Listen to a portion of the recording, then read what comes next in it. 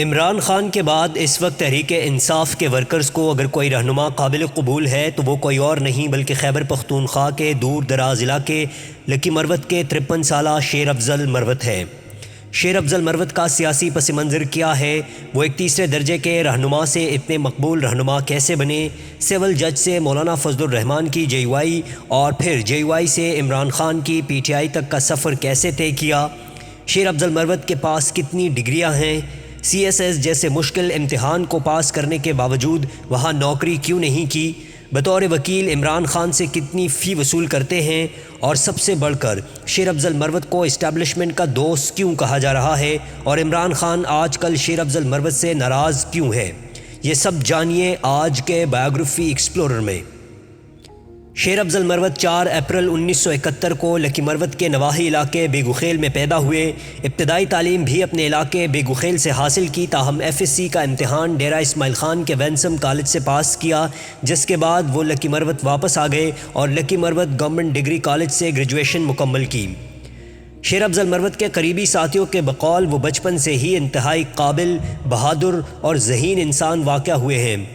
شیر افضل مروت کی ذہانت کا اندازہ اس بات سے لگایا جا سکتا ہے کہ انہوں نے 1 یا 2 نہیں بلکہ پے در پہ 4 ڈگریاں حاصل کر رکھی ہیں۔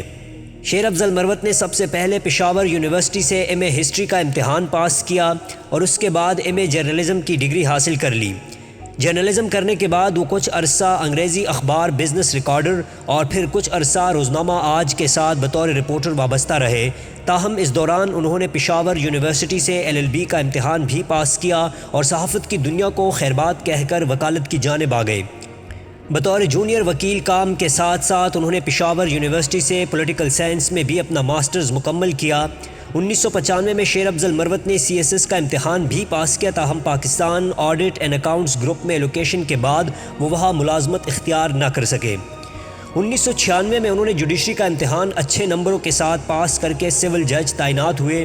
دوران ملازمت شیر افضل مروت 2010 میں ایل ایل ایم کرنے برطانیہ چلے گئے اور کارڈف یونیورسٹی سے اپنا ایل ایل ایم مکمل کر کے واپس آ گئے۔ انہوں نے برطانیہ کی معروف آکسفورڈ یونیورسٹی سے قانون کے 2 شارٹ کورسز بھی کر رکھے ہیں۔ اگر شیر افضل مروت کے سیاسی پس منظر کی بات کریں تو ان کا خاندان سیاست میں پہلے سے ہی متحرک تھا، کیونکہ ان کے والد محمد عظیم خان خود بلدیاتی انتخابات میں حصہ لیتے رہے ہیں اور ضلعی اور تحصیل کونسل کے چیئرمین رہ چکے ہیں۔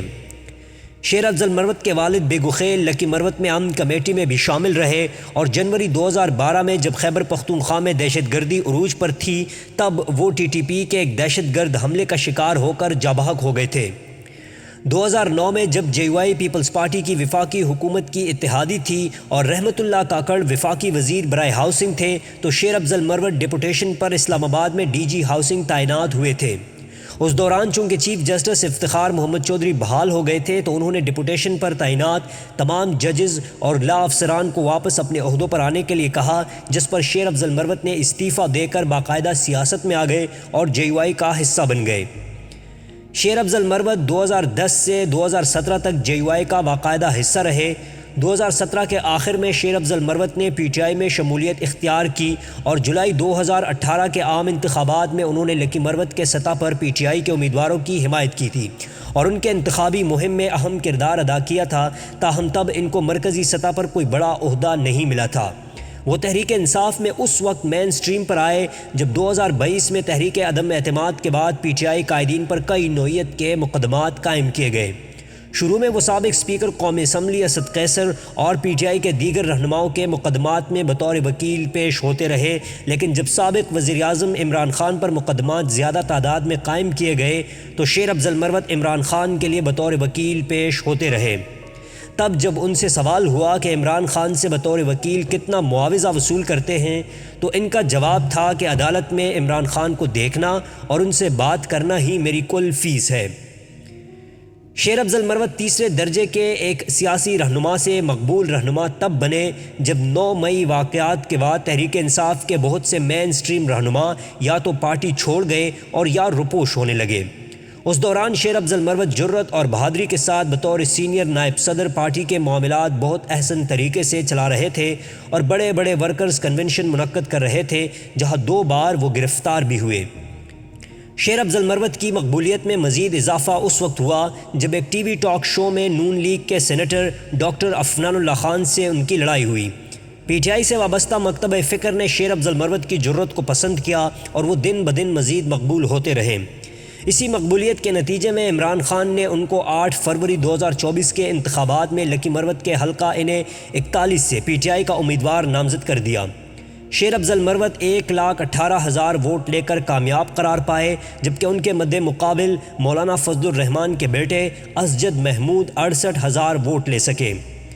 ممبر قومی اسمبلی منتخب ہونے کے بعد شیر افضل مروت کئی قسم کے تنازعات کا شکار رہے اور ان کو پارٹی کی طرف سے کئی شوکاز نوٹس کا سامنا کرنا پڑا، یہاں تک کہ ان کو P T I core committee سے نکالنے کی بھی دھمکی دی گئی۔ شیر افضل مروت کو چیئرمین پبلک اکاؤنٹس کمیٹی کے لیے بھی نامزد کر دیا گیا تھا، لیکن سعودی ولی عہد شہزادہ محمد بن سلمان کے خلاف بیان دینے اور پارٹی کو بتائے بغیر وزیر دفاع خواجہ آصف سے ملاقات کرنے پر پارٹی میں ان کو مشکوک نظروں سے دیکھے جانے لگا اور عمران خان نے ان سے پی اے سی کی چیئرمین شپ واپس لے لی۔ انہی 2 واقعات کے نتیجے میں عمران خان ان سے سخت ناراض ہیں اور جیل میں ان سے ملنے سے گریز کر رہے ہیں، کیونکہ عمران خان اور پارٹی کے دیگر بڑے رہنما سمجھنے لگے کہ شیر افضل مروت ہمارے آدمی نہیں، یہ اسٹیبلشمنٹ کا دوست ہے اور ایک سازش کے ذریعے پارٹی مخالف بیانات دے کر پارٹی کو نقصان پہنچانے کی کوشش کر رہے ہیں۔ یہ تھی آج کی بایوگرافی۔ اگر آپ بھارتی وزیر اعظم نریندر مودی کی بایوگرافی دیکھنا چاہتے ہیں تو ڈسکرپشن میں دیے گئے لنک پر کلک کیجیے۔